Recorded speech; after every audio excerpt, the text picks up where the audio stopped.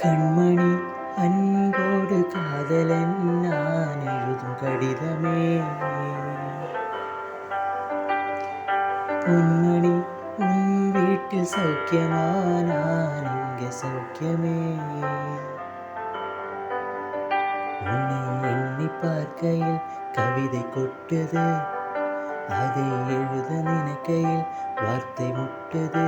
ஓஹோ கண்மணி அன்போடு காதலன் நான் எழுதும் கடிதமே.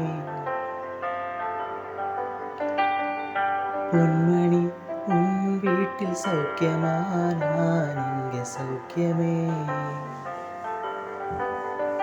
உன்னை எண்ணி பார்க்கையில் கவிதை கொட்டுது, அதை எழுத நினைக்கையில் வார்த்தை முட்டுது.